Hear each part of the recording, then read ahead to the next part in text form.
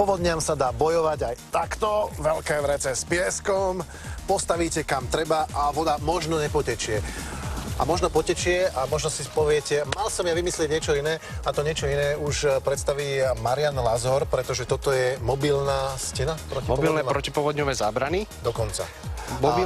Mobilné sú preto, lebo sa dajú podľa potreby umiestniť kamkoľvek a veľmi rýchlo demontovať. Namontovať a veľmi rýchlo demontovať. Aby ste len vedeli, tak skúsme to dať dole. Čiže odskrutkujeme.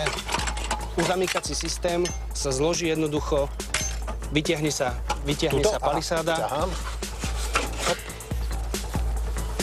A takto to môžeme vyskladať až dole vlastne. Takto sa to vyskladá dole, samozrejme aj opačným spôsobom. Schválne aj tuto môže vyťahnuť? Schválne tuto nedáme dole, lebo sú gumy jedna na druhej položené, takže tuto nevyberieme momentálne. Tá guma je tu prečo? Tá guma je tam správne, aby to nepodtekalo, hej? Tá guma je tam preto, aby ten systém sa celý nepodmýl a voda hydrostatickým tlakom tú gumu pritlačí k zemi a tým pádom sa zabraní tomu, aby ten systém sa podmýval. Keď tam mám jamu? Keď tam mám jamu, sú dobré, vhodné vrecia s pieskom, ktoré sme tu ťahali na začiatku. Čiže keď tuto by bola jama, keby tam bola jama, vieme to zabezpečiť vreciami s pieskom, ktoré tú jamu týmto spôsobom uzavrú. A drží to na čom, aby ste nemali obavu, že to celé padne pri prvej 20 cm prívalovej vlne? Padnú to určite nepadne. Za nami sú tzv. Zemné kotvy, ktoré môžu byť prakticky do hociakých dĺžok a priemerov.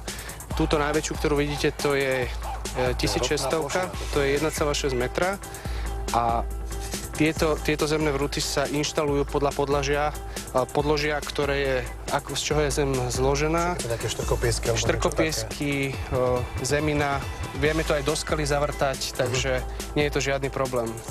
Dobre. Už vieme, ako na to, už vieme, ako sa to rozoberá. V čom to je výhodné, teda okrem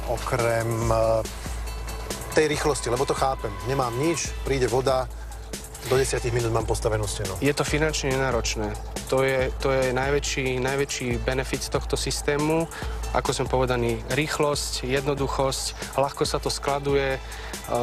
Takže tento systém, takto ako ho vidíme, sa cenovo hýbe od 200 do 400 eur. Hovoríme o metrovej výške a metrovej dĺžke. Toto sú veľmi nízke palisády. No a teraz otázka, kam všade to postaviť? Viete, mám dom, z ktorej strany, ako to funguje? Ten prípad môžeme dať konkrétny, ktorý ste spomenuli? Vieme to povedať.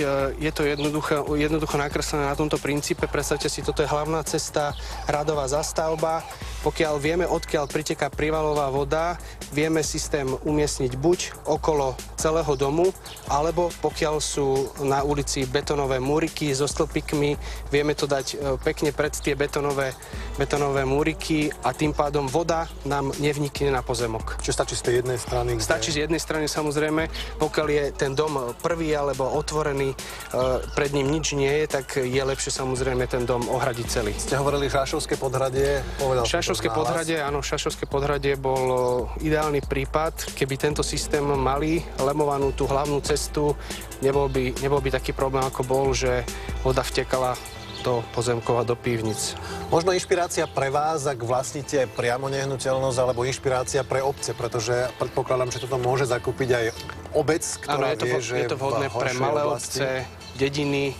Ako som povedal, je to finančne náročné. Nahrádza to veľké betónové stavby, ktoré sú v radovoch miliardách. Tak, už aj ryby sa prišli pozrieť, tam vyskakujú z jazierka. Marian, veľmi pekne ďakujeme za aktuálne a aj užitočné informácie a vraciame sa naspäť do kuchyne.